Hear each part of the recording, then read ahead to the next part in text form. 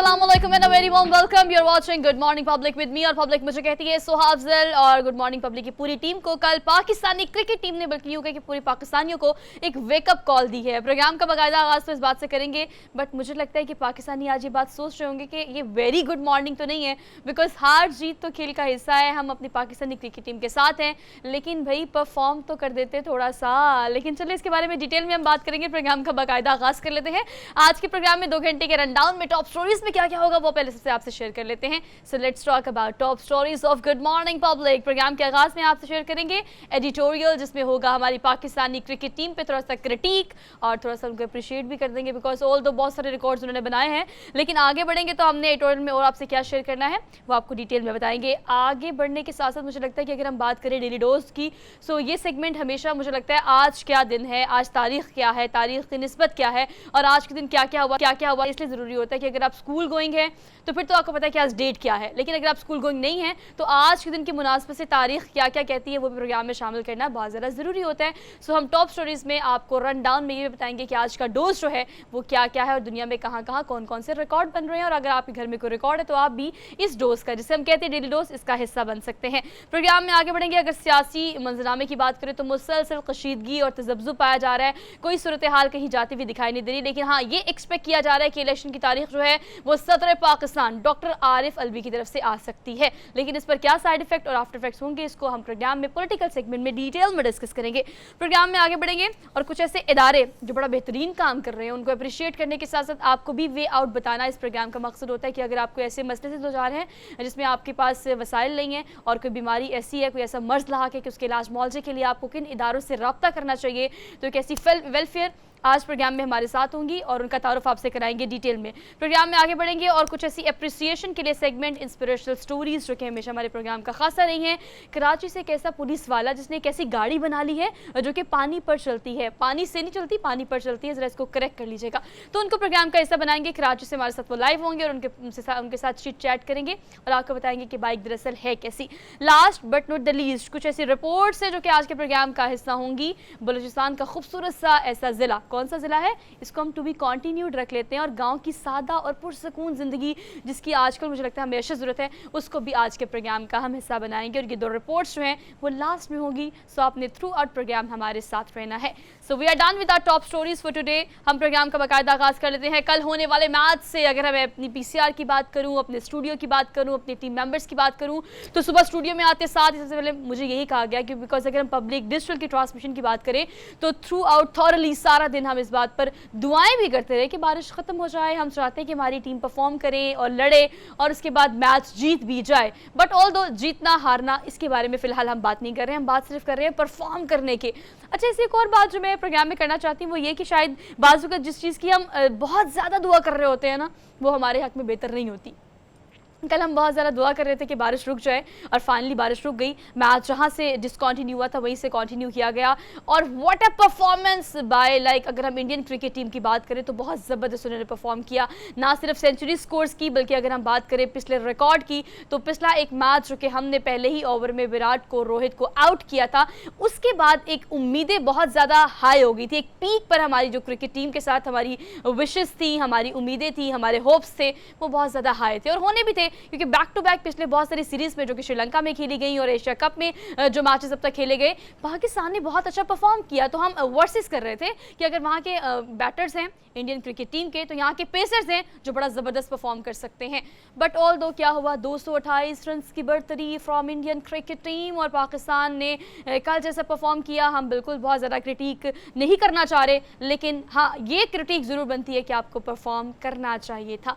All दो अब आने वाले आगे मैचेस जो हैं और फाइनल जो है उसका फैसला अभी होना बाकी है, तो हम अभी भी अपनी क्रिकेट टीम को, यानी पाकिस्तानी क्रिकेट टीम को बाबर आजम की कप्तानी में कहते हैं कि बेस्ट ऑफ लक। हमारी तरफ से बहुत सारी विशेष आपके साथ कि आगे प्लीज़ जो आपने साख बिठाई है उसको मेंटेन करने की कोशिश करें और परफॉर्म करके दिखाएं। इसके अलावा आज के दिन की मुनासबत से ऑब्वियसली मैं हमेशा आपसे कहती हूँ कि याद कराना बहुत ज़्यादा ज़रूरी है और ख़ासतौर पर ट्रिब्यूट देना बहुत ज़्यादा ज़रूरी है। हम अगर बात करें मेजर राजा अजीज़ भट्टी शहीद की, तो हम चूँकि सितंबर के महीने में हैं और 6 सितंबर की हमने बहुत बात की, अपना खुसूसी प्रोग्राम भी आपने देखा। लेकिन 6 सितंबर और 1965 की अगर हम जंग की बात करें तो बहुत सारे ऐसे हमारे शहदा जिनको याद करना बहुत ज़्यादा ज़रूरी है। अगर आपका बरकी की साइड पे विजिट हो, चूँकि मैं वहाँ पर गई, ग़ालिबन एक शादी पे गई थी, लेकिन चूँकि मुझे पता लगा कि बरकी और BRB नहर के करीब ही जो है वो इनकी एक कब्र बनाई गई है, इनकी एक निशानदेही की गई है। वहाँ पर एक ऐसा पॉइंट है जिसको आपको विजिट करना भी चाहिए और अपनी फैमिली के साथ बच्चों को लेकर भी जाना चाहिए। तो अगर हम बात करें खुसूसी तौर पर आज के दिन की, तो आज उनका यौम शहादत मनाया जा रहा है। बरकी के मकाम पर, BRB के मकाम पर जब बहुत ज़्यादा दुश्मन ने ताबड़तोड़ हमले किए तो एक टैंक से गोला इनको लगा और वो मौके पर ही जहाँ बक हो गए। 12 सितंबर यानी आज की ही सुबह 9:30 बजे जो है वो अपने दुश्मन की नक्लो हरकत का दूरबीन से मुशाहिदा करते हुए दुश्मन के एक टैंक से गोला आया और उनके सीने को चीरता हुआ उनको जाम शहादत नोश की। लेकिन अगर हम बात करें उनकी जुर्रत की, बहादुरी की, शुजाअत की, तो निशान हैदर से उनको नवाजा गया और आज हम गुड मॉर्निंग पब्लिक के प्लेटफॉर्म से उनको खिराज अक़ीदत, खिराज तहसीन जो है वो पेश करते हैं। सो अब हमने लेनी एक छोटी सी ब्रेक, हम आगे बढ़ेंगे और पॉलिटिकल सेगमेंट को और हमारे डेली डोज को डिटेल में डिस्कस करेंगे। Keep watching good morning public.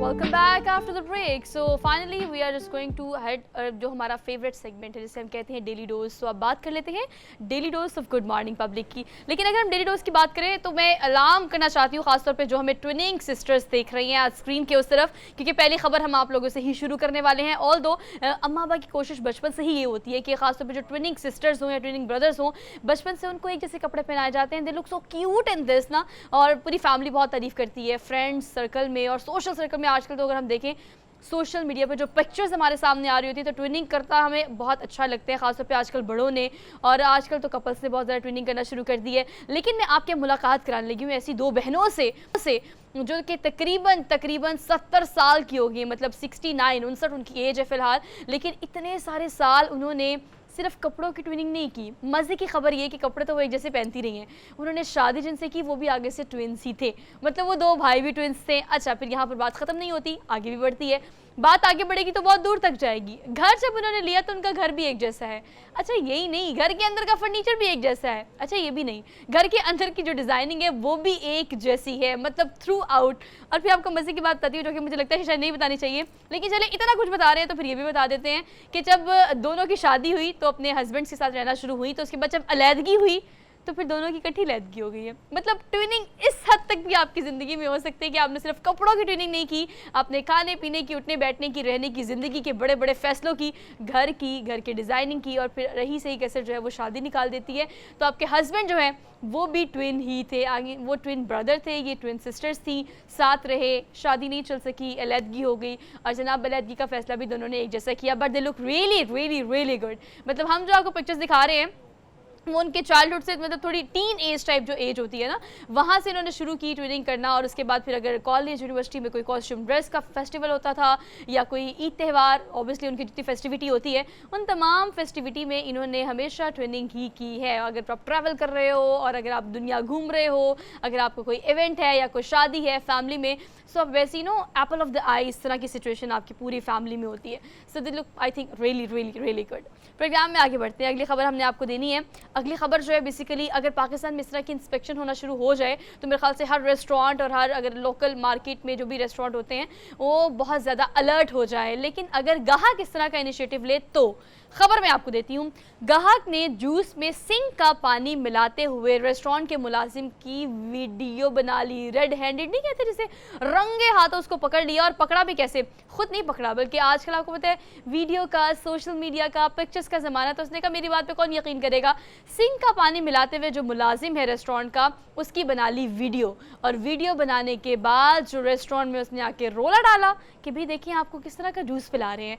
तो अगर इस तरह के यहाँ पर जो कस्टमर्स होते हैं, ऑब्वियसली उनको नहीं पता था कि हम लाहौरियों के बारे में तो बहुत सारी चीज़ें मशहूर हैं कि हमने तो गधे भी बहुत खाए हुए हैं, इस तरह से कहा जाता है ऑब्वियसली, लेकिन ये बात कहीं हद तक सच भी थी, बहुत सारे प्रूफ्स के बाद ये साबित हुआ, और कहीं हद तक गलत भी साबित हुई। लेकिन अगर हम बात करें चीन की तो वहाँ पर ये रेस्टोरेंट जो है उन्होंने उसको बाद में किस किस तरह से कवर अप किया और कॉम्पनसेशन कैसे की, मैं आपको वो बता देती हूँ। ग्राहक ने जब रोला डाला और शोर मचाया, रेस्टोरेंट में जाके बाकी दीगर कस्टमर्स जो बैठे थे उन्हें कहा कि ये सिंक का पानी जूस में मिलाकर आप सबको पिला रहे हैं, तो उसके बाद जो है वहाँ के दीगर मुलाजिमीन ने इस ग्राहक को रोकने की कोशिश की, लेकिन उसने शोर मचाया और बाकी लोगों को इंडिकेट करना चाहता था कि अगर आप पैसे दे रहे हैं तो आप इस चीज़ के पैसे दे रहे हैं। लेकिन ऑल दो बाद में जुर्माना भी हुआ इस पूरे रेस्टोरेंट को, और रेस्टोरेंट ने मुआफ़ी भी मांगी, जो कि मेरे ख्याल से एक अच्छा जेस्चर है कि आइंदा जो है वो इस तरह की गलती ना हो। मैनेजर जो है उसको भी जॉब से निकाल दिया गया।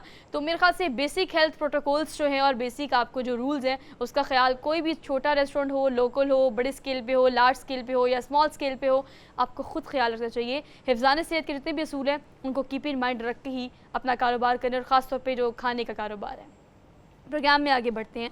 अगली खबर हमने देनी है, खाने से रिलेटेड ये खबर है, लेकिन खबर बहुत महंगी है। अगर पनीर की हम बात करें तो हाँ, अलबत्ता पाकिस्तान में तो इस मतलब में पनीर को इस्तेमाल किया जाता है, लेकिन अगर हम पनीर की बहुत सारी डिशेस की बात करें तो हाँ, हमारे हमसाया मुल्क में ये बहुत ज़बरदस्ती डिलीशियस डिशेस बनाई जाती हैं। लेकिन ये मैं आपको अमेरिका से खबर देने लगी हूँ, जहाँ पे दुनिया का सबसे महंगा चीज़ ब्लॉक जो है 30,000 यूरो का, जो पाकिस्तानी लाखों रुपए बनते हैं, 30,000 यूरो में फ़रोख्त हुआ है। अब ये जो पनीर का ब्लॉक है ये इतना महंगा क्यों है, आप भी सोचेंगे है तो पनीर है तो ब्लॉक, लेकिन मैं आपको बताती हूँ 13,000 फीट की बुलंदी पर एक दरख्त लगाकर और एक दरख्त बनाने के साथ साथ एक गार बना के और पहाड़ के अंदर इसको इतने दिनों तक रखने के बाद, इतने महीनों तक रखने के बाद ये इस फॉर्म में आता है जिस फॉर्म में है। हर साल आपको पता है कि इस पनीर के ब्लॉक के होते हैं मुकाबले। अगर आप नॉर्मली रेगुलर पनीर देखेंगे तो that seems to be like something different, लेकिन अगर जिस पनीर की मैं बात करी जो कि 30,000 यूरो में फ़रोख्त हुआ है, हर साल जो तमाम लोग हैं, जो तमाम लोग इसकी प्रोडक्शन करते हैं, वो बहुत मेहनत करते हैं और 13,000 फीट की बुलंदी पे जाके इस ब्लॉक को कई महीनों तक रखा जाता है, सेव रखा जाता है, और फिर ये जो पुख्ता होता है और इसकी स्टेबिलिटी ज़्यादा हो जाती है तो उसके बाद इसको फिर नीलाम किया जाता है, और नीलाम करने पर इस दफ़ा जो कीमत हमारे सामने आई है वो है 30,000 यूरो। तो जनाब इस तरह के काम भी लोग करते हैं, और फिर जिन्होंने ख़रीदने हैं वो ख़रीदते भी है, बिकॉज कहा जाता है कि ये टेस्ट में बहुत रिच होता है, इसका टेस्ट आम किसी भी पनीर से बहुत ज़्यादा अच्छा होता है। प्रोग्राम में आगे बढ़ते हैं। अगली खबर हमने आपको देनी है। अगली खबर जो है इस पर हम अगर बात करें खालिस्तान तहरीक की, तो बहुत लंबे अरसे से सिख बरादरी, ख़ास तौर पर कनाडा में और बहुत सारे यूरोप के ऐसे ममालिक हैं जहाँ पर अभी सिख बरादरी बड़ी तादाद में बसती है। खालिस्तान की इस तहरीक और रेफरेंडम को लेके हमने देखा है कि कई जगह पर एहतजाज हुए हैं, रैलियाँ निकाली गई हैं, लोगों ने अपने हक़ में आवाज़ उठाई है। लेकिन ये मैं आपको खालिस्तान की इस तहरीक और रेफरेंडम के हवाले से कनाडा के एक शहर में सिखों ने अब वोट कास्ट करके एक नया रिकॉर्ड कायम कर दिया है। वोट कास्टिंग कैसे हुई मैं आपको बता देती हूँ। जो आप अभी इस वक्त पिक्चर्स देख रहे हैं, वीडियोस देख रहे हैं, ऑब्वियसली सिख बरादरी बड़ी तादाद में जब वोट कास्ट करने के लिए पहुंची तो सुबह 9 बजे इस वोट कास्टिंग का आगाज़ किया गया। शाम 5 से 6 बजे तक ये वोट कास्टिंग जो है वो जारी रही। लेकिन कैन यू इमेजिन कि सिख बरादरी कनाडा में चूँकि बड़ी तादाद में बसती है तो लाइन्स और कितारें ही कितारें थी आपके स्टेशन के बाहर जहाँ पर वोट कास्ट करना था। तो पोलिंग स्टेशन के बाहर बहुत सारे लोगों ने वोट कास्ट कर दिया और टाइम ख़त्म होने की वजह से बहुत सारे लोग अपना वोट कास्ट नहीं कर सके। लेकिन जो वोट काउंटिंग हुई 1,03,000 और 4,000 के करीब जो है वो वोट कास्ट किए गए। अगर हम बात करें रैलियों की तो ये फ्लैग खालिस्तान की तहरीक का जो झंडा है वो उठाए गाड़ियों में, रैली की सूरत में, पैदल चल के, मुख्तलिफ व्हीकल्स पर जो है बड़ी तादाद में लोग वहाँ पर पहुँचे हैं। और खालिस्तान तहरीक की इस रेफरेंडम को रिप्रेजेंट करने वाले जो इनके लीडर हैं उनका कहना ये था कि भारत जो है वो जिस तरह की हरदर्मी दिखा रहा है और जिस तरह से हम चाहते हैं कि कानूनी तरीके से भारत को हम हराएं और हम कोई जानी और माली नुकसान नहीं चाहते, लेकिन खालिस्तान की तहरीक जो हम लेकर चल रहे हैं उसको कोशिश यही है कि सिखों की आवाज़ को बुलंद किया जाए और जो सिखों पर जुल्म ढाए गए हैं, भारत में जो जबर किया गया है, उसकी आवाज़ हम बनेंगे और हम इसका बदला भी कह सकते हैं या हम इसको देखते हैं कानूनी तरीके से मुकम्मल तौर पर इसका फैसला चाहते हैं। और उसके लिए हमारी तगोदो और कोशिश जो है वो इस रेफरेंडम की सूरत में, वोट कास्टिंग की सूरत में यह हमेशा इस तरह से चलती रहेगी और जो हमें बज़ाहिर नज़र भी आती है। प्रोग्राम में आगे बढ़ते हैं। अगली खबर आपको देते हैं। पता नहीं ये सुस्ती वाली खबरें क्यों प्रोग्राम में हो जाती हैं, बट ऑल दो हमने कल भी आपको याद होगा खबर दी थी ऐसे कि दुनिया में सुस्ती के मुकाबले भी हो रहे हैं जो कि मेरे ख्याल से हम बड़ी आसानी से जीत सकते हैं। लेकिन ये जिराफ नैप जो है इसका मैं आपको तारुफ कराऊंगी। आप बैठ के तो सो सकते हैं, आप लेट के भी सो सकते हैं, सम टाइम आप टेक लगा के भी सो सकते हैं, लेकिन अगर आप बात करें खड़े होकर सोने की तो that seems to be like very difficult, लेकिन मेरे ख्याल से इस पिक्चर के बाद ये डिफ़िकल्ट नहीं होगा, क्योंकि आप खड़े तो हैं लेकिन आप थोड़ा सा इस तरह से बेंड हैं कि आपके सर रखने के लिए यानी हेड डाउन करने के लिए भी एक फ्लाइट बनाई गई है इस पूरे कैबिन में, और इस कैबिन को जो है वो जिराफ नैप कैबिन का नाम दिया गया है। दुनिया में अब इसको मुतारिफ तो करा दिया गया है और बहुत तेज़ी से ये वायरल भी हो रही है, बिकॉज अगर हम ऑफिस की बात करें, वर्क सर्कल की बात करें, तो जहाँ पर आप बहुत सारा काम करते हैं, एक आधे घंटे की लंच ब्रेक में मेरे ख्याल से अब लोगों ने प्रेफर करना शुरू कर दिया कि आधे घंटे की नैप बहुत ज़्यादा ज़रूरी होती है अपने आप को रिफ्रेश करने के लिए। तो जनाब अगर नैप ऐसी हो, ये कैबिन आपके किसी ऑफिस में पड़ा हो, तो मेरे ख्याल से खड़े होकर सोने की जो बात है वो बहुत मुश्किल लगती थी, अब इस कैबिन के बाद बहुत ज़्यादा आसान हो गई है। मतलब टोक्यो कैफ़े की मैं आपको विजुअल दिखा रही हूँ, जहाँ पर आप खड़े होकर नैप ले सकते हैं और खड़े होने के लिए भी उन्होंने मुकम्मल सपोर्ट किया है। मतलब आप इसे कह सकते हैं कि एक झपकी की पेशकश है और एक झपकी की ऑफ़र आपको अपने ड्यूरिंग वर्किंग आवर्स में दी जा रही है, जो कि that seems to be like very calm, very sleepy और वेरी रिफ्रेशिंग, जिसके बाद आपको एक ताज़ा रिफ्रेश फील आएगी। तो ये मेरे ख्याल से अब आहिस्ता आहिस्ता ग्रेजुअली लोग इसको बहुत ज़्यादा प्रेफर कर रहे हैं वर्क सर्कल में, ख़ास तौर पर कि इस तरह का कैबिन जो है वो नस्ब होना चाहिए आपकी काम करने की जगह पे। प्रोग्राम में आगे बढ़ते हैं, अगली खबर हमने आपको देनी है last but not the least. मशवरा मानत है और मशवरा मान लेना चाहिए, डॉक्टर्स दें या आपके दोस्त दें, बाप दें, लेकिन बाज़ मशवरा या तो आपको खसारे में डाल देता है या आपको बहुत फ़ायदा दे देता है। ये can you imagine, some time एक मशवरा आपको करोड़पति भी बना सकता है। वो कैसे, मैं आपको बताती हूँ। जनाब एक बूढ़े शख्स ने डॉक्टर से रजू किया अपनी हेल्थ को लेके कि मैं बहुत सुस्त हो गया हूँ, मेरी हड्डियाँ बहुत एकीज़ हो गई हैं, मुझे बहुत ज़्यादा प्रॉब्लम होती है, व्हाट शुड आई डू। अच्छा जी, डॉक्टर ने क्या कहा, आप एक काम किया करें, चहलकदमी किया करें, या चहलकदमी के साथ साथ उन्होंने ये सजेस्ट किया कि कोई ऐसी हॉबी कोशिश करें अपनाने की जो आपको सेहतमंद और तवाना रखे। उससे आप ज़्यादा कुछ ना करें, शुरू कर ले घूमने फिरने से। जनाब इन्होंने क्या सोचा, ये जो मरीज़ था उसने सोचा कि मेटल डिटेक्टर लेता हूँ और लेके मैं किसी जजीरे पर निकल जाता हूँ, कोशिश करूंगा कि अगर मैंने कोई हॉबी डेवलप करनी ही है तो मैं सिक्के जमा करने से, गार्डनिंग से, या इस तरह की कोई XYZ हॉबीज़ जो कि ज़्यादातर आम है, पेट पालना भी एक हॉबी है, लेकिन उससे निकल के कुछ ऐसा करता हूँ जो कि डिफरेंट हो, जो कि मुझे थोड़ा ब्रेनस्टॉर्मिंग भी करे और थोड़ी मेरी एक्सरसाइज भी हो जाए। तो जनाब मेटल डिटेक्टर पकड़ा, जजीरे पे चले गए, वहाँ पर कुछ ना कुछ ढूंढना शुरू कर दिया और कैन यू इमेजिन एक मकाम पर उनको कुछ डिटेक्ट हुआ। वो डिटेक्ट जब किया तो उन्हें लगा कि एक आधा सोने का सिक्का होगा, लेकिन नहीं जनाब, ज़ेर ज़मीन ये लाखों के जो है वो सोने के सिक्के जो कि दबाए गए थे, मुझे लगता है बहुत एक लंबा अरसा पहले, वो तमाम सिक्के जो है वो इनको मिल गए और ये बैठे बैठे बीमार करोड़पति बन गए हैं। तो ये बीमार करोड़पति जो हैं वो अब काफ़ी खुश हैं। डॉक्टर के मशवरे पे उन्होंने हॉबी तो कोई अपना ही ली, लेकिन हॉबी अपनाने के साथ जो रेस्ट ऑफ द लाइफ है मेरे ख्याल से वो बड़ी लग्जीरियस गुजरेगी। इन तमाम जो सिक्के इन्हें मिले हैं उसको आप कैश कराएं और ज़िंदगी की बाकी जो टाइम है, बाकी के जो दिन हैं, वो करोड़पति होने के नाते आराम सुकून से गुजारें। तो मशवरा मान लेना चाहिए। We are done with our daily day. एक क्विक ब्रेक लेनी है, ब्रेक के बाद डिटेल में डिस्कस करेंगे हमारे पॉलिटिकल सिनेरियोज़ को और मुल्क की सियासी सूरत हाल को। हमारे साथ रहिएगा। Welcome back after the break. से मुल्क के सियासी सिनेरियोज़ में अगर हम बात करें इंतखाबात की तारीख की, तो ये तनाज़ा जो है वो शिद्दत इख्तियार करता चला जा रहा है। इलेक्शन कमीशन और सदर आरिफ अलवी के दरमियान ये तनाज़ा जो है वो शिद्दत इख्तियार करता हुआ दिखाई दे रहा है। लेकिन मुल्क की सूरत हाल में भी अच्छी खबर ये है कि हाँ, डॉलर जो है उसको थोड़ी सी ब्रेक लग गई है। 306 पर इंटरबैंक में और आपके ओपन मार्केट में कल डॉलर जो है उसको क्लोज़ किया गया।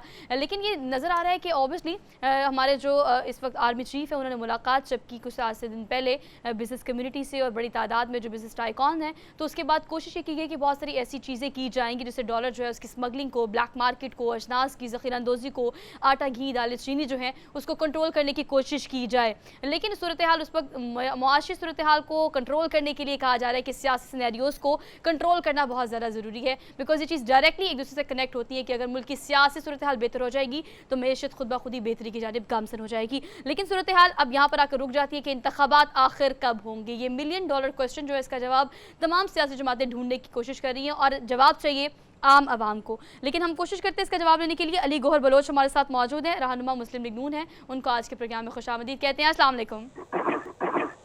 जी वालेकुम अस्सलाम। Ali, thank you so much for being here and joining us for good morning public.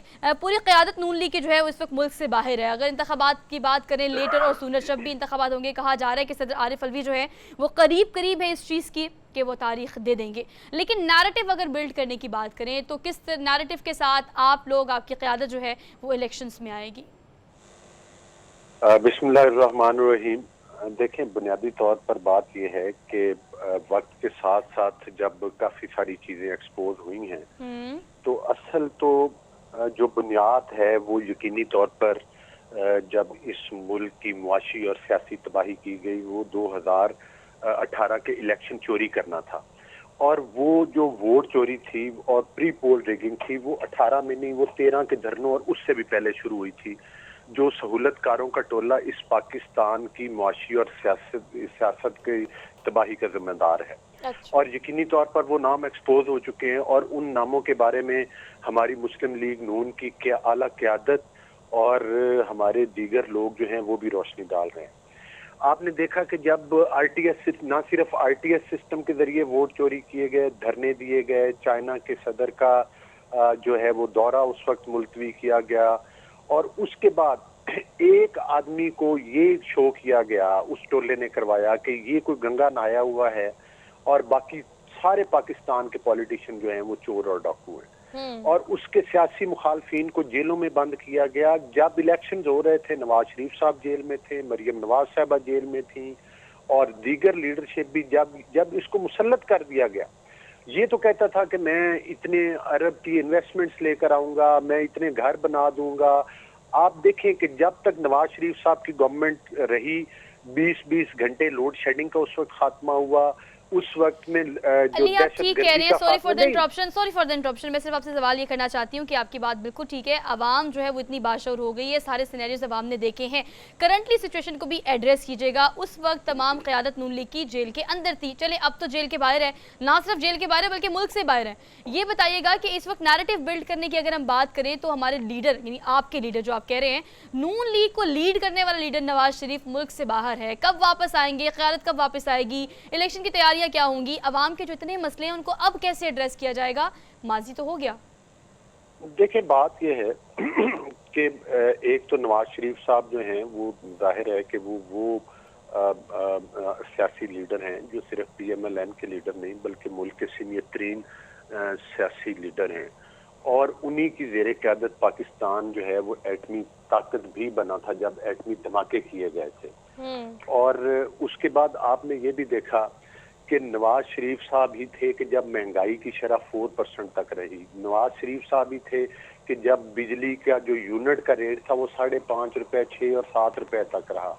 Nawaz Sharif साहब ही थे जिन्होंने जो CPEC का प्रोजेक्ट लेकर आए थे जो कि पाकिस्तान की तकदीर बदलने वाला है। यही तबाही का टोला था जिसमें जनरल फैज था, जिसमें ये अपना चेयरमैन PTI थे, जिसके उसकी सहूलतकारी तो अब भी सुप्रीम कोर्ट के जरिए बंदयाल साहब के जरिए होती आई है और हो रही है। तो मकसद ये है कि जब तक उन जिम्मेदारान को कटहरे में नहीं लाया जाएगा, हाँ आगे की तरफ तो हम चल पड़ेंगे। अच्छा अली गौहर ये कहिएगा मुझे उनका भी इंतशार जरूरी है। अच्छा, अब आपका सवाल है कि आने वाली नहीं हमारी कब आएगी? ज्यादा दूर नहीं जाते, मैं आपसे पिछले 16 माह को भी चाह रही हूँ कि जरा उसका एनालिसिस भी कर लें। PDM हुकूमत में भी तो नून लीग थी ना। अच्छा चलिए इसको भी छोड़ दें, इंतखाबात के बारे में बता दें। इंतखाबात के बारे में आपको क्या लगता है? जाते जाते उजलत में हमने बड़े सारे कानून पास करा दिए पहली बात, और हमने मशावरती कौंसिल का इजलास भी बुला लिया, मर्दमशुमारी और बहुत सारी ऐसी चीजें। इंतखाबात लेट हो रहे हैं आइन और कानून के मुताबिक। आपको क्या लगता है नून लीग की क़यादत समेत इंतखाबात कब होने चाहिए? मुल्की मुफाद में क्या है? देखिए, बात यह है कि नवाज शरीफ साहब भी जो हैं वही पाकिस्तान मुस्लिम लीग नून की इलेक्शन कैंपेन की क़यादत करेंगे। नवाज शरीफ साहब वापस आएंगे जब मरियम नवाज साहबा के केस बरी हो चुके हैं, झूठे मुकदमात थे, जस्टिस सिद्दीकी के बयानात, उसके बाद जिस जज ने सजा सुनाई थी वो, फिर मरियम नवाज साहबा का बरी हो जाना। तो मेरा ख्याल है कि नवाज शरीफ साहब का केस जो है वो सिर्फ उनके आने की देर है। इंशाअल्लाह ताला वो उससे क्लियर होंगे और उसके बाद इलेक्शन कैंपेन की जो लीड है वो नवाज शरीफ साहब ही करेंगे। ठीक है Ali, thank you so much for being here और फॉर गुड मॉर्निंग। और उम्मीद जो आपको है आम आवाम को भी वही है कि अगर उनके वो लीडर हैं तो वापस आएँ और आकर जो उनके चाहने वाले हैं, जो उनको फॉलो करने वाले हैं उनको लीड करें और इंतखाबात की कैंपेन जो है वो भरपूर तरीके से चलाएं। बट ऑल दो दीगर पार्टीज जो है वो इस कैंपेन को, ये नैरेटिव बिल्ड करने में कितना काम कर रही है इस पर बात कर लेते हैं। मेजर रिटायर्ड खुर्रम हमीद रोखड़ी साहब हमारे साथ मौजूद है, इनका ताल्लुक है IPP से। उनको आज के प्रोग्राम में हम खुशामदीद कहते हैं। अस्सलाम वालेकुम सर। वालेकुम अस्सलाम सर सुहाब, थैंक कैसी यू हैं? So much for being here और for joining us for good morning public. Sir कहिएगा कि अगर हम नैरेटिव बिल्ड करने की बात करें इस वक्त मुझे लगता है अवाम में एक जेस्चर पाया जाता है और वो ये है कि they are done with everything because they don't have any option जो बाकी बचा हो जिस पर वो रिलाई कर सकें, यूँ कहीं के ट्रस्ट कर सकें। तो IPP की अगर हम बात करें क्या नैरेटिव लेकर आप लोग लेटर और सुनर जब भी इंतखाबात होते हैं आप लोग आएंगे? जो आपने पहली चीज कही ना, वो दुरुस्त निशानदेही है कि अवाम इज डन, और उनका जो कंसर्न है अवाम का वो जस्टिफाइड है। यानी हमने अपने हाउस को इन ऑर्डर नहीं किया, हम तमाम ने, और उसका अवाम भी विक्टिम है इस वक्त, और स्टेट बाय इटसेल्फ जो हमारी रियासत है वो भी विक्टिम है।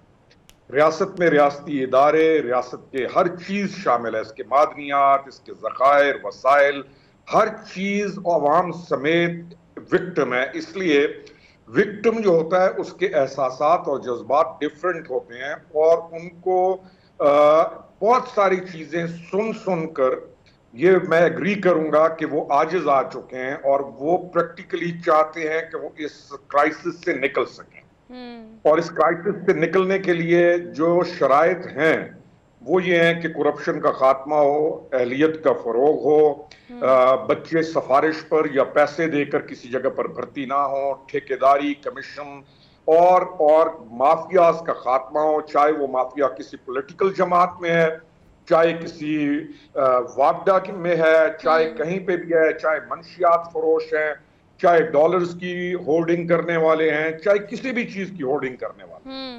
तो पब्लिक तो चाहती है ये। अब इस सारे पिक्चर को अगर हम देखें तो कोई भी पॉलिटिकल पार्टी जाकर पब्लिक के साथ क्या बात करेगी कि मैं आकर ये सब कुछ करूंगा। चलें, आईपीपी आई कैन क्लेम के मैम हम नई पार्टी हैं, या मैं ऑन बिहाफ ऑफ अपने कॉलीग्स या मैं अपने कैरेक्टर के मुताबिक तो ये कह सकता हूं अपने हल्के के अंदर कि मैं ये करूंगा। लेकिन बात हल्के की है नहीं, बात है मुल्क की, बात सूबे की भी नहीं है। फिर एक और बड़ा अनफॉर्चुनेट हमारा एटीट्यूड बना है कि 18th अमेंडमेंट के बाद बड़ी पॉलिटिकल पार्टीज भी जो हैं वो भी सिर्फ और सिर्फ फोकस करती हैं अपने अपने प्रोविंस पे। कोई पार्टी चाहती है मुझे सिंध मिल जाए, कोई चाहती है मुझे पंजाब मिल जाए, कोई चाहेगी मुझे केपी मिल जाए। यानी नेशनल पॉलिटिक्स का फुकदान नजर आ रहा है। और जो क्राइसिस हम गुजार चुके हैं पिछले 5 साल स्पेशली, यानी क्राइसिस पहले भी था, लेकिन पब्लिक ने एक ओपिनियन को तब्दील किया और उन्होंने सोचा कि शायद हमारी जो पिछली तमाम महरूमियां हैं सॉरी, और वो जो तमाम हमारी ख्वाहिशात हैं कि नेपोटिज्म खत्म होगा, करप्शन खत्म होगी, और ये सारी, तो दे थॉट दे वोटेड इन 2018, लेकिन वो तमाम चीजें एग्रीवेट हो गई, एग्रीवेट हुई, और अब पब्लिक कंफ्यूज नहीं है इस वक्त। मैं ये कहना चाहूंगा, अपनी बात को सम अप करूंगा, पब्लिक कंफ्यूज नहीं है, पब्लिक बड़ी क्लियर है, और मुश्किल है हर पार्टी के लिए इस वक्त जाके उनको। अच्छा खुर्रम साहब, ये एक बात और भी एड्रेस कीजिएगा। आपने तो बिल्कुल बता दिया कि अवामी मसाइल क्या है, और जो भी आपने जिन पर रोशनी डाली है बिल्कुल यकीनन वो बिल्कुल ठीक है कि अवाम के मसाइल यही हैं। इस वक्त सिचुएशन आम अवाम में, एक आम ले मैन जो है शायद वो ये भी नहीं समझता कि मैं वोट कास्ट करने की बारी आएगी तो मैं वोट भी कास्ट करूँगा या नहीं, बिकॉज वो इतने ऑफेंड हो चुके हैं। लेकिन अगर पार्टी की बात करें, हल्कों में जाना, सूबों में जाना, या मुल्क की बेहतरी के लिए जो मंशूर आप लोग लेकर मैदान में आए थे, मैं उसको भी जानना चाहती हूँ कि अगर अब प्लानिंग की बात करें तो सीट एडजस्टमेंट के हवाले से जो है वो क्या प्लान्स हैं इस्तेकाम पाकिस्तान पार्टी के, और हम क्या नैरेटिव बिल्ड करेंगे और क्या किस तरह से कन्विंस करेंगे आम आवाम को कि अब कुछ डिफरेंट हो जाएगा शायद अगर आप लोग उसको लॉन्च करें तो। मैं वही बात कर रहा हूँ ना जी कि इलेक्शन जो कैंपेन है ये टोटली एक डिफरेंट किस्म की चीज है, और इसमें थ्रिल भी चाहिए, पब्लिक की पार्टिसिपेशन भी चाहिए, अवाम की बेदारी भी चाहिए, प्लस उनके लिए होप भी होनी चाहिए। अब ये तमाम चीजों को कौन कैसे लेकर जाएगा, कौन कितना केपेबल है, कौन फेस कर सकता है गवर्नमेंट इन हालात में अपनी पब्लिक को, कैसे उनके साथ बात करेगा, ये कोई छोटा सवाल नहीं है जो आपने किया। ये बहुत बड़ा अपहिल टास्क है, इतने ये कोई कहानी आसानी नहीं है कि जाके होप दे दी जाएगी। तो आईपीपी में हमारी तो कोशिश होगी, लेकिन मेरी जाती ये हमेशा कोशिश होती है कि कोई भी झूठ या कोई भी ऐसा नारा ना लगाया जाए जो कल हम पूरा ना कर सकें। हम वो बात करें जो एक्चुअल चीज हो और जो हम दे सकें। तो मौजूदा सूरत हाल बड़ी गंभीर है। अच्छा खुर्रम साहब, इस चीज़ को भी बताइएगा कि अगर इंतखाबात की बात करें तो आइन और कानून के मुताबिक सुप्रीम कोर्ट ने भी इंटरवेल किया, हमें वो भी देखा कि किस तरह से हमने उसको माना या नहीं माना, और अब जो है वो तनाज़ा इस वक्त इलेक्शन कमीशन और सदर पाकिस्तान के दरमियान है। एक्सपेक्ट ये किया जा रहा है कि अब वो अनाउंस कर देंगे, लेकिन जो भी तब्दीली हुई आइन और कानून में, क्या उसके मुताबिक आपको क्या लगता है, आपकी कानूनी राय इस हवाले से क्या है कि इंतखाबात की तारीख देने का इख्तियार फ़िलहाल किसके पास है, कोई भी अमेंडमेंट उससे पहले या उसके बाद? जो इख्तियार है ना, इसमें कोई डाउट नहीं है, क्लैरिटी है कि वो इलेक्शन कमीशन ऑफ पाकिस्तान के पास। ओके। अभी इलेक्शन कमीशन ऑफ पाकिस्तान, अगर आप इसका माना पढ़ें तो इलेक्शन कराना इलेक्शन कमीशन ऑफ पाकिस्तान का काम है। तमाम लवाजमात इलेक्शन की, तमाम रिक्वायरमेंट्स इलेक्शन की और इलेक्शन के लिए हालात और वाकयात तमाम को केटर करना इलेक्शन कमीशन ऑफ पाकिस्तान का काम है।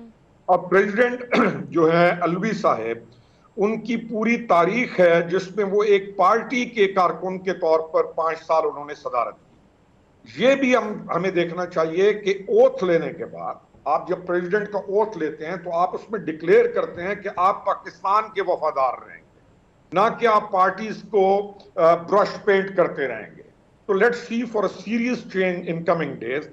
अलवी साहब के पास वो इंतखाबात का ऐलान करते हैं या नहीं करते हैं? सर, आइन और कानून के मुताबिक 90 दिन के इंतखाबात होने चाहिए थे, मुशावरती कौंसिल का इजलास बुला लेना, मुश्तरका मुफादात कौंसिल का, और फिर मरदमशुमारी पे आ जाना, हल्का बंदियाँ, ये टाइम टेकिंग प्रोसीजर है जिसकी वजह से इतना डिले हो रहा है।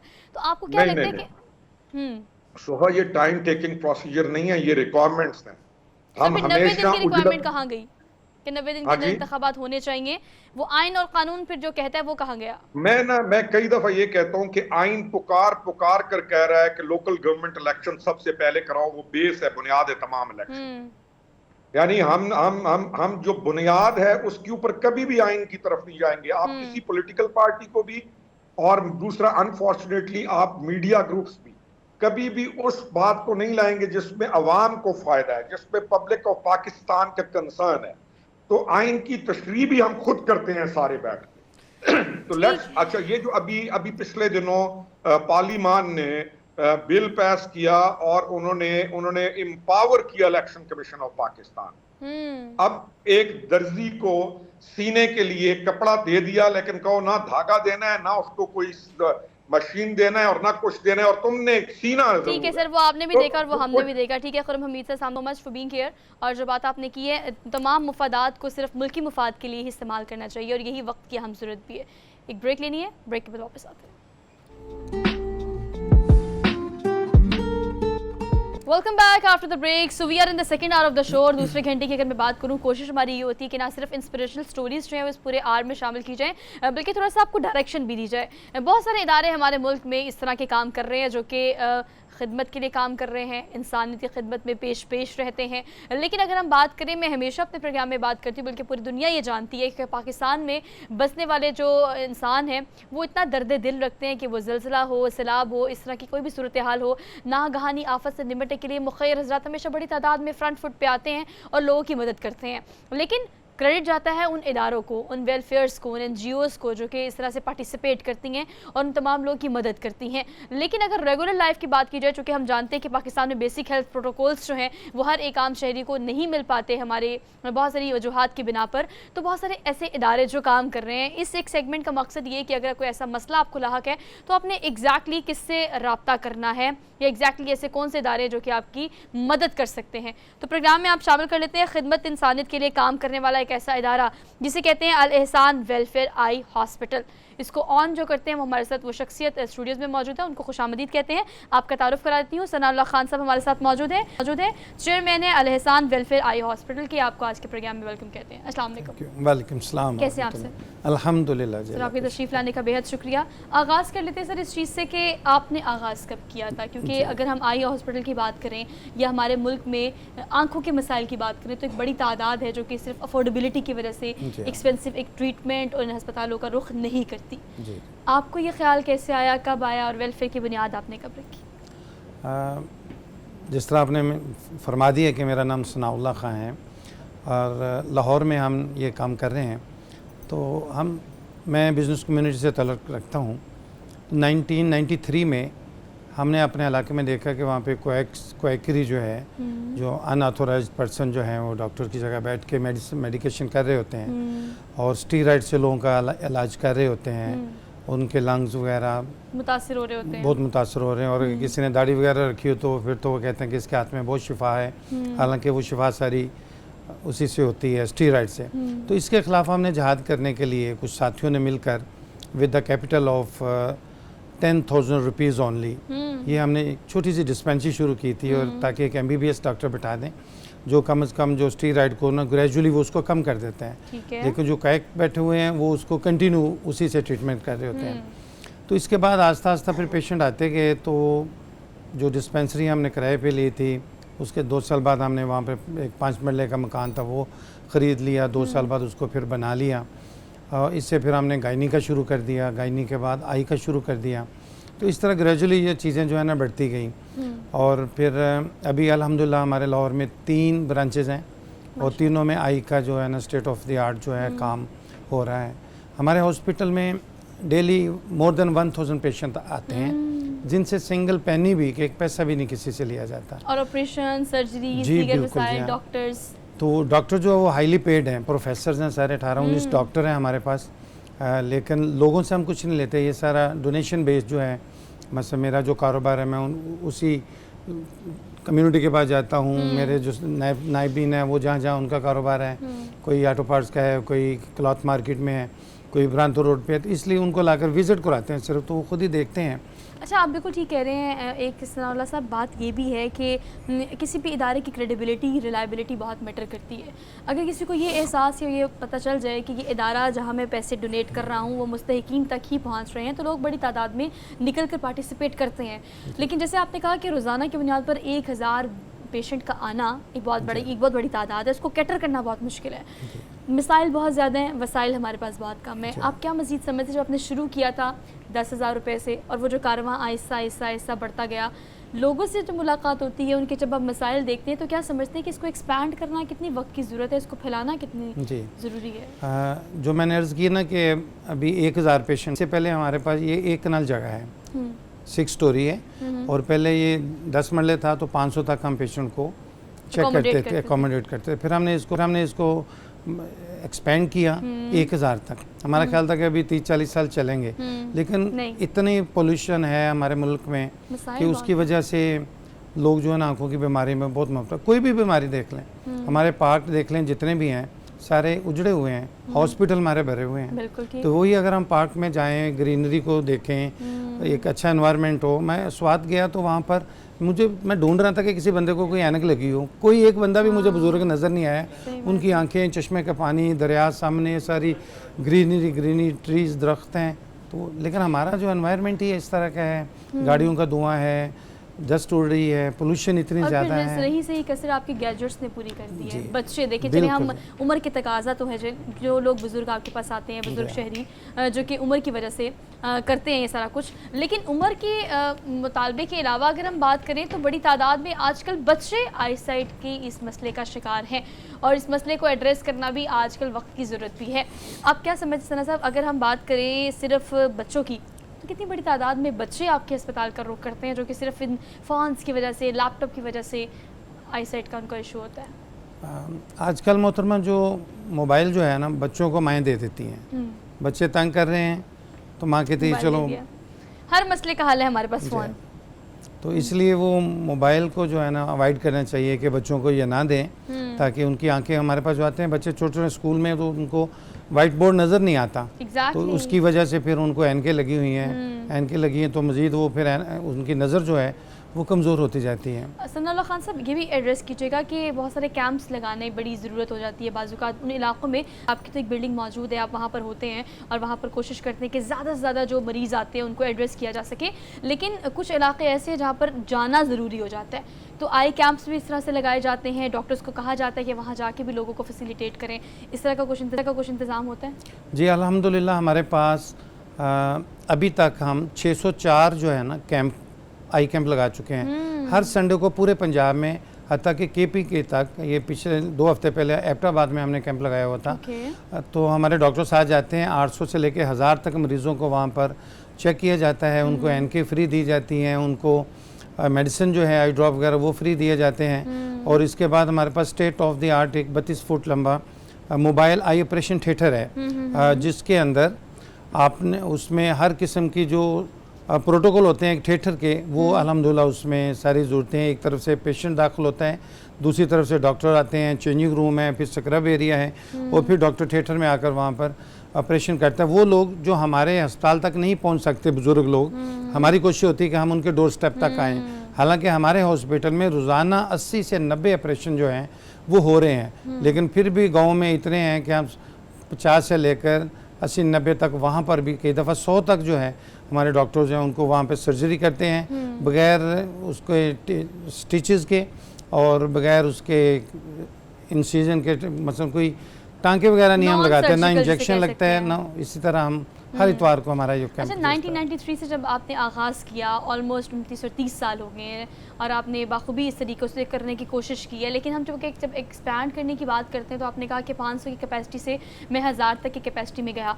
मुख्तलिफ़ शहरों में, मुख्तलिफ़ अज़ला में, मुख्तलिफ़ सूबों में अब इसकी ज़रूरत बढ़ती चली जा रही है। जैसे मैंने पहले कहा कि जितनी भी कोशिश की जाए ना, अगर मुल्क के बेसिक हेल्थ प्रोटोकॉल्स के महकमे सेहत की बात करें और सरकारी अस्पतालों की बात करें तो आपको पता है कि वहाँ का क्या पुरसाने हाल है। आप क्या समझते हैं मज़ीद, अगर आपको फ़ंड्स की अगर हम बात करें, मुख़ैर हज़रात की बात करें, दर्द दिल रखने वाले लोगों की बात करें, वो आप तक पहुँचते होंगे यकीनन, मुख्तलिफ़ शहरों तक जाने का इस हवाले से आपका क्या प्लान है?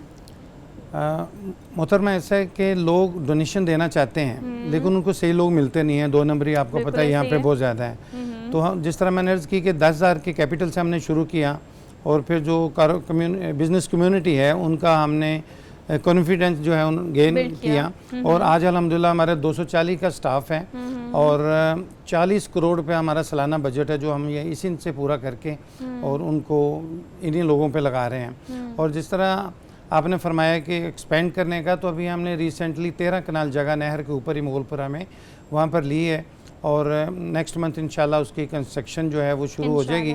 और हमने वहाँ पे टीचिंग इंस्टीट्यूट जो है ना, ताकि पोस्ट ग्रेजुएशन के लिए 4 साल के लिए डॉक्टर्स हमारे प्रोफेसर की निगरानी काम करेंगे और फिर वो उनको ट्रेंड हो जाएंगे तो फिर वहीं पे सर्जरी किया जाएगा। अच्छा, एक और चीज़, सब डॉक्टर्स की बात आती है तो बड़ी तादाद में, जैसे कि आपने नोबल कॉज के लिए इस काम का आगाज़ किया, यकीनन बहुत सारे लोग ऐसे हैं जो कि अपनी खिदमत देना चाहते हैं वॉलंटियरली। अगर कुछ लोग आपको कुछ स्कूल से, कॉलेज, यूनिवर्सिटी से कुछ इस्तातिज़ा भी और कुछ टीचर्स भी और कुछ डॉक्टर्स भी क्या इस तरह से पार्टिसिपेट करते हैं आपके साथ? जी, हमारी ये जो टीम है ना सारी, ये भी वॉलंटियरली सारा काम कर रही है। बड़ी डिवोशन के साथ वो काम करते हैं। Just for the sake of Allah ये सारे साथी काम कर रहे हैं। इस तरह और भी आ जाते हैं, लेकिन जो डॉक्टर्स रहते हैं ना वो वॉलंटियरली नहीं आते। वो कहते हैं जी कि आपने इसको चैरिटी करनी है, हमने अपना किचन चलाना है।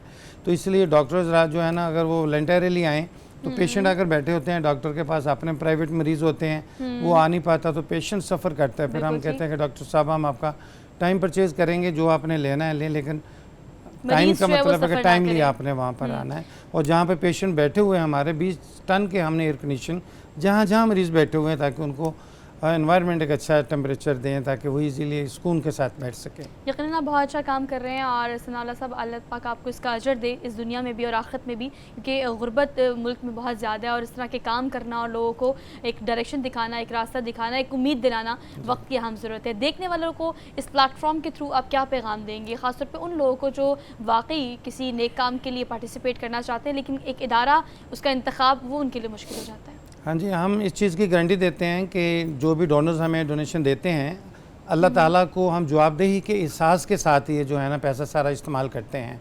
और अल्हम्दुलिल्लाह अभी तक हमने 555 कॉर्निया जो है अमेरिका से इंपोर्ट करके 8-9 लाख रुपए इसका लेते हैं, लेकिन हम बिल्कुल फ्री। आपके चैनल के वसातत से मैं ये गुजारिश करना चाहूँगा कि पूरे पाकिस्तान में कहीं भी अगर किसी को कोई कॉर्निया किसी मरीज़ को चाहिए हो, उसका ट्रांसप्लांट होना हो, हमारे पास तशरीफ़ लाएँ।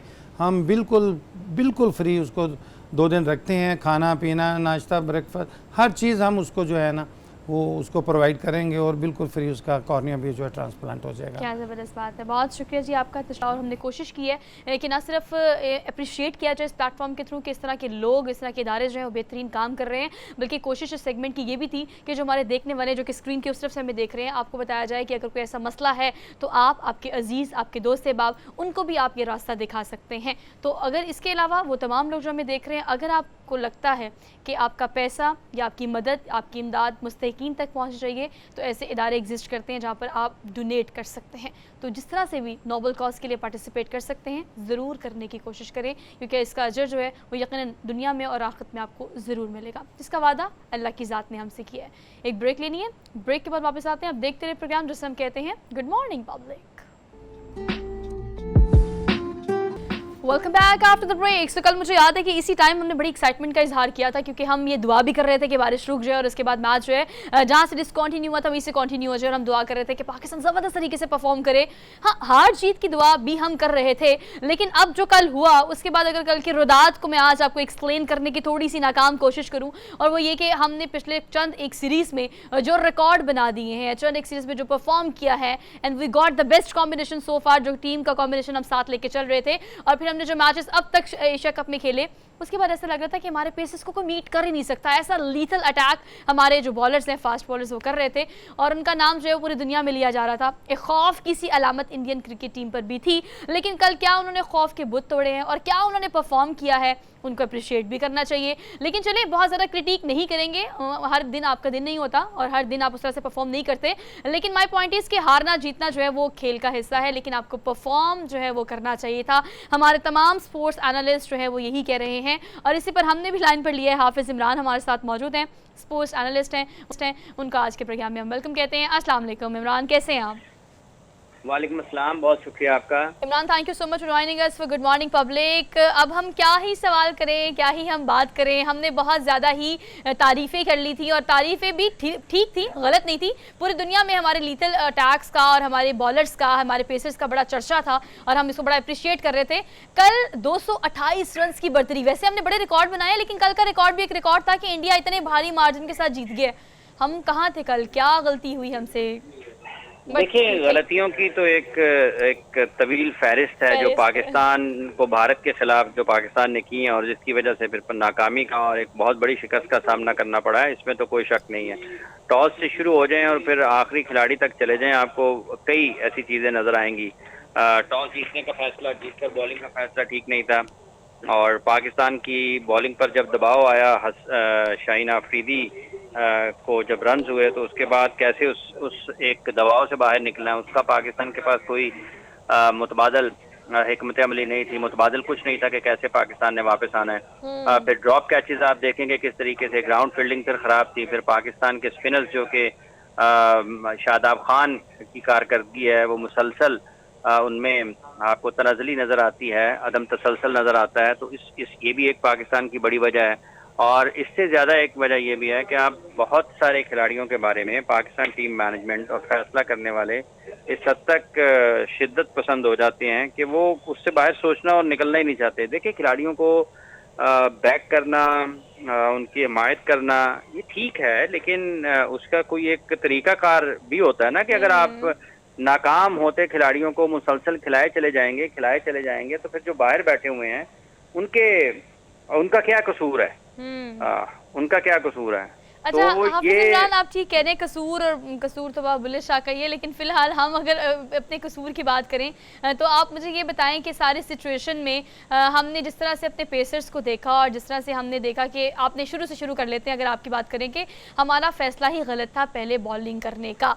आप क्या समझते हैं कि हमने बहुत सारे मैचेस देखे हैं, एशिया कप के बहुत मैचेस देखे हैं, हार जीत कल का टारगेट ना भी होता, अच्छा परफॉर्म करना हमारा टारगेट होना चाहिए था, जिसमें हमने देखा कि बहुत बुरी तरह फेल हुए हैं हमारे बॉलर्स क्या, हमारे बैटर्स क्या, और हमारे पेसर्स क्या, हमारा अगर मिडल ऑर्डर। आप क्या समझते, कोई एक चीज़ तो चल जाती कल?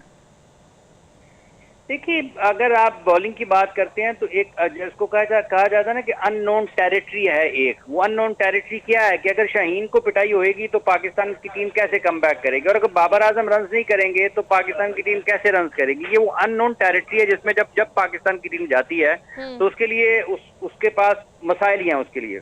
और कल के मैच में भी आप देखें, जब शाहीन को रन हो गए तो पाकिस्तान के पास वापसी का तो कोई रास्ता नहीं था, कोई उसके पास नहीं था, उसका क्या नाम है, वापसी का कोई उनके पास तरीका ही नहीं था।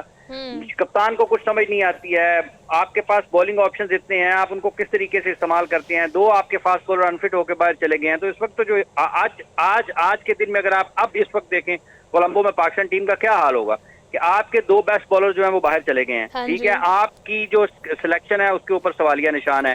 सबसे बड़ा सवाल ये है कि आपके जो पिच पढ़ने वाले लोग कौन है उस टीम में। ये वो टीम है जिन्होंने शारजा में 4 पेसर्स खिलाए और उसके बाद बैटिंग के ऊपर चले गए, ठीक है। पिच कौन पड़ता है, कौन सा मॉइस्चर ऐसा पिच में था, जो मॉइस्चर पाकिस्तान को पहली इनिंग्स में नजर आ गया था ना, वो दूसरी इनिंग्स में ज्यादा था। सेकंड इनिंग्स में बॉलिंग करते हुए ज्यादा मॉइस्चर उसमें नजर। सीम किसके बॉल ज्यादा हुए हैं, पाकिस्तान के हुए हैं या इंडिया के हुए हैं? सीम तो उनके हुए हैं। स्विंग किनका हुआ है ज्यादा? उनका हुआ है। तो मॉइस्चर तो पाकिस्तान ने देखा था। न जाने कौन सा मॉइस्चर है, वो कौन से लोग हैं, वो बाहर से लोगों को बुलाते हैं, उनको बिठा देते हैं और अपने साथ उनको भारी भारी मुआवजों के ऊपर उनकी खिदमत हासिल करते हैं। वाला ये अच्छा इमरान, जब चलिए किसी के ऊपर कोई बात होती है वो उसकी रेड लाइन बन जाती है। अच्छा डैमेज इज डन, आप ठीक कह रहे हैं। अब व्हाट इज नेक्स्ट, आप क्या समझते हैं? जमान और शाहनवाज को जो हमने शामिल कर लिया टीम में बैकअप के तौर पे, कॉल्स सब हुई हैं, तो अब आप क्या समझते हैं कि ये कितना हेल्पफुल हो जाएगा हमारे लिए? बिकॉज हमने वर्ल्ड कप की तैयारी एशिया कप में करना शुरू कर दी। हमने पहले दोनों खिलाड़ियों का है कि भी आप रेस्टिंग मूड पे चले जाएं। देखिए, इस एक मैच से पाकिस्तान की सारी तैयारियां ना धरी की धरी रह गई हैं। पहले तो ये बात तस्लीम करना पड़ेगी। भारत इस मैच से पहले किसी और जगह पर था, पाकिस्तान इस मैच से पहले किसी और जगह पर था, और इस मैच के बाद दोनों की हैसियत में तब्दीली आई है। भारत की टीम के हवाले से भारत में बहुत ज्यादा सवालात हो रहे थे कि क्या जब हम वर्ल्ड कप की मेजबानी कर रहे हैं तो हमारी टीम उतनी तैयार है कि वो वर्ल्ड कप के लिए वो जो टॉप की 4 टीम्स हैं या फाइनल की टीम है उसमें शामिल हो सकती है। तो लोग इसके ऊपर लोगों में शुकूक व शुबहात पाए जाते थे और पाकिस्तान के बारे में ये राय थी कि ये लोग वर्ल्ड कप का फाइनल खेल सकते हैं। लेकिन कल के मैच के बाद लोगों की चीजें बिल्कुल बदली हैं, ख्यालात बदले हैं। लोगों को सोचना पड़ेगा, नजरसानी करना पड़ेगी, क्या ये लोग पाकिस्तान, अगर इनको लोगों को उन्होंने बता दिया ना कल कि अगर पाकिस्तान की बैटिंग को आपने फंसाना है तो कैसे फंसाना है, पाकिस्तान की बॉलिंग के ऊपर अगर आपने अटैक करना है तो कैसे करना है, ये तो इंडिया ने कल बता दिया। दोनों चीजें उन्होंने खोल के रख दी हैं कि इनके लिए आप हल्की सी थोड़ी सी ऐसी पिच बनाएं जहां पर बॉलिंग को थोड़ा मदद मिल रही हो,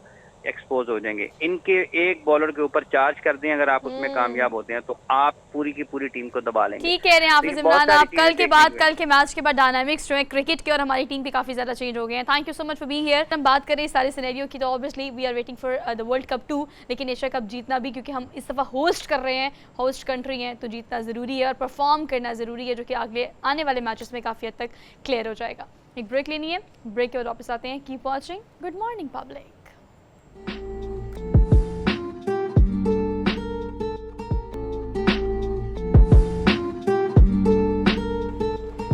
welcome back after the break. एक ऐसा अनोखा कारनामा जो कि कराची से एक पुलिस वाले ने किया है वो आपसे शेयर करना है इस सेगमेंट में। बड़ा इंटरेस्टिंग सा डिटेल वाला है और मैं चाहती हूँ कि ऑब्वियसली हम उनसे ही इस बारे में जानें, लेकिन थोड़ा सा इंट्रोडक्शन मैं इस हवाले से दे देती हूँ कि पानी पर चलने वाली उन्होंने बाइक बनाई है, जो कि अनोखा कारनामा है। ये सक्सेस स्टोरी क्या है, कैसे उन्होंने बनाई और कितनी उन्होंने मेहनत की। लेकिन मुझे इस पर जाने से पहले मुझे लगता है कि पानी में जो लोग हैं, वो फंसे हुए जो लोग हैं, मुख्तलिफ ऐसे वाक़यात होते हैं, तो पानी में फंसे लोगों को बचाने के लिए मेरे ख्याल से ये एक ज़बरदस्त सा वे आउट हो सकता है। इसको अब किस तरह से यूटिलाइज़ किया जा सकता है ये उनसे जान लेते हैं। हमारे साथ अली मोहम्मद मेमन मौजूद हैं और ये मोटर बाइक इंजीनियर हैं और वैसे पुलिस वाले भी हैं, तो इनको आज के प्रोग्राम में हम वेलकम कहते हैं। अस्सलाम वालेकुम अली, कैसे हैं आप? ठीक हैं? वालेकुम सलाम, खैरियत है अली साहब, थैंक यू सो मच आपका वक्त देने के लिए। गुड मॉर्निंग पब्लिक को कहिएगा कि ये जो मोटर बाइक आपने बनाई है जो कि पानी पे चलती है, आपने इस पर कितनी मेहनत की है और कितना अरसा इस पर काम करते रहे हैं और इससे क्या क्या मजीद फ़ायदे उठाए जा सकते हैं? मज़ीद फ़ायदे तो ये उठा सकते हैं कि आप रेस्क्यू भी कर सकते हैं। मैं असल में यही बाइक लेके जा रहा था, जब मेरे को आइडिया है यही बाइक लेके जा रहा था एक क्लिफ्टन पे। तो आपने क्लिफ्टन पे देखा होगा 2 तलवार और 3 तलवार के दरमियान एक अंडरपास है, तो उसमें तकरीबन 8 से 9 फीट पानी भरा हुआ था ना। तो दोस्त मेरा पीछे बैठा हुआ था, मैंने गाड़ी टर्न कर दी तो उसने बोला आपने गाड़ी क्यों टर्न की? मैंने बोला आगे पानी भरा हो भाई, 8 से 9 फीट पानी है। बोला सीधा निकालो। मैंने बोला अच्छा, फिर मैं निकाल के दिखाऊंगा। तो उस टाइम पे मुझे आइडिया आया कि अब जो है ना ऐसी बाइक बनानी चाहिए जो मकसद अंडरपास भरा हुआ भी हो तो निकल जाए गाड़ी अपनी बाइक। जी अच्छा ठीक है अली, प्लीज़ आप फ्रंट कैमरे में देख के ज़रा बात करें। फ्रंट कैमरे में देख लें। जी जी हाँ, फ्रंट कैमरे में देख कैसे। अब वो जो पहला वाला हो गया था ना, उसको हम यहीं से कंटिन्यू कर लेते हैं, ठीक है? ठीक है। ठीक है अली साहब, ये भी बताइएगा कि अगर हम बात करें आपकी दूसरी वाली बात की, रेस्क्यू करने वाली बात की, तो इसकी प्रोडक्टिविटी यही है कि कारनामा तो चले आपने being a motor bike engineer किया, आपने इस पे मेहनत की, काम की, वो एक ऐसा पॉइंट होता है कभी कभी आपकी ज़िंदगी में जो आपसे कोई ना कोई ऐसा काम करा लेता है जो अनोखा होता है, लेकिन रेस्क्यू करने के एतबार से आपने कितना एक्सपेरिमेंट किया है और कितना फ़ायदेमंद हो सकता है ये पानी में फंसे लोगों को बचाने के लिए? जाहिर बात है, एक मकसद एक बाइक बनाई है जो पानी में फंसे हुए लोग हो तो आप खुश्की में भी इसको लेके जा सकते हैं और पानी में भी लेके जा सकते हैं। अगर खुश्की का रास्ता है तो खुश्की में भी आप इसको चला सकते हैं, यूज़ कर सकते हैं, पानी में भी यूज़ कर सकते हैं इसको। तो इससे ये आसानी होती है। अगर आप कोई लॉन्च या कश्ती वगैरह लोगे तो जाहिर बात है उसको पानी तक पहुंचाना पड़ेगा आपको किसी भी हाल में, मगर इसको पानी पे पहुंचाना नहीं पड़ेगा, या खुद ही पानी पे जाएगी। ये है रेस्क्यू का मकसद। एक और बताइएगा अली, बात बड़ा मुझे अच्छा काम कि देगी। कितना अरसा लगा आपको इस पे काम करने का और कितनी आपने इस पे मेहनत की? ऑब्वियसली बाय प्रोफेशन आप एक पुलिस वाले हैं, लेकिन आपने मोटर बाइक को इंजीनियर भी किया और आपने इसके सारे इस पर काम किया, रिसर्च की, मुख्तलिफ पार्ट्स जो है उसको लगा के इसको इस काबिल बनाया, तो कितना टाइम लगा इस सब में? तकरीबन मेरे को 2.5 से 3 महीने लगे हैं और ऑल टू ऑल मेरे हाथ का काम है। शुरू से ही यानी बचपने से ही मैकेनिक का काम करता हुआ आया हूँ, तो मेरे दिमाग में जो है ना ये नए नए आइडिया आते हैं, ये समझे। और रहा पुलिस का हवाला, तो पुलिस के हवाले से भी मैं मकसद कहने का हूँ कि 5 तारीख जो गई है, आज 7 दिन हो गए मैं रिटायर हो गया हूँ, यानी 60 साल मेरी एज हो गई है पूरी। हाँ, 60 साल और अली मोहम्मद साहब, ये भी बताइएगा कि अब जो लोग आपको देख रहे हैं, अगर इस पर इन्वेस्टमेंट की जाए और अगर मुख्तलिफ रेस्क्यू के इदारे और ऐसे इदारे जिनको इस तरह की मशीनरी की ज़रूरत होती है, अगर वो इन्वेस्ट करें तो आप कितना हेल्पफुल हो सकते हैं इस तरह की बाइक्स बनाने के लिए? कराची, लाहौर, इस्लामाबाद, हर जगह क्योंकि ज़रूरत तो होती है, और आप अगर इस पर मदद करना चाहें तो किस तरह का क्या प्लान है? कि लोगों ने आपसे रब्ता किया है इस हवाले से? नहीं, राब्ता तो नहीं किया है। मैं इंशाल्लाह जो राब्ता करेगा मैं उनको फ्री कास्ट दूंगा। कि मकसद कहने का है कि मुल्क के लिए मैं मकसद कहने का कि फ्री कोई कास्ट अपने पैसे नहीं लूँगा, और मैंने मुल्क के लिए बनाई है, अपने पाकिस्तान के लिए बनाई है कि मैं मकसद कहने का है कि मेरे पाकिस्तान का नाम पूरी दुनिया में रोशन हो। तो इस वजह से मैंने बनाई है। अभी पूरे एशिया में कोई ऐसी बाइक ऐसी बनी नहीं है जो खुश्की में भी चले, पानी में भी चले। तो मैं अपने मुल्क का नाम रोशन करना चाहता हूँ, मेरा पाकिस्तान का नाम पूरी दुनिया में रोशन हो। क्या बात है, बहुत ज़बरदस्त बात। Ali, thank you so much हमें वक्त देने के लिए। आपका कारनामा जो है वो काबिल सताइश भी है, और गुड मॉर्निंग पब्लिक इस प्लेटफॉर्म से हम चाहते हैं कि जो लोग हमें देख रहे हैं, खासतौर पर रेस्क्यू के बहुत सारे इदारे, कंसर्न डिपार्टमेंट्स जो कि हमारे शो में भी आते हैं, तो एक ऐसी मशीनरी है जिसको बारिश बहुत ज़्यादा, चूँकि हमने देखा है पिछले 30 साल का रिकॉर्ड पाकिस्तान में और ख़ासतौर पर लाहौर में बारिश की वजह से टूटा, और सैलाब किसी सूरत हाल भी पाकिस्तान में जब होती है तो इस तरह की सिचुएशन में इस तरह की मशीनरी को यूटिलाइज़ किया जा सकता है। तो थोड़ी सी इन्वेस्टमेंट से अगर अली की इस प्रोडक्टिविटी को और इसके कारनामे को कैश किया जा सकता है तो मेरे ख्याल से हमें ज़रूर करना चाहिए। हम आपको अप्रिशिएट करते हैं। अब लेनी है आपसे छुट्टी और इंशाल्लाह आपसे मुलाकात करेंगे कल एक नए टॉपिक, नए इश्यूज़ के साथ। अपना बहुत सारा ख्याल रखिएगा, और मैं हमेशा कहती हूँ कि अपने राइट लेफ्ट ज़रूर देखिए। अगर किसी को आपकी मदद की ज़रूरत है तो उनकी भी मदद ज़रूर कीजिएगा। अल्लाह हाफ़िज़।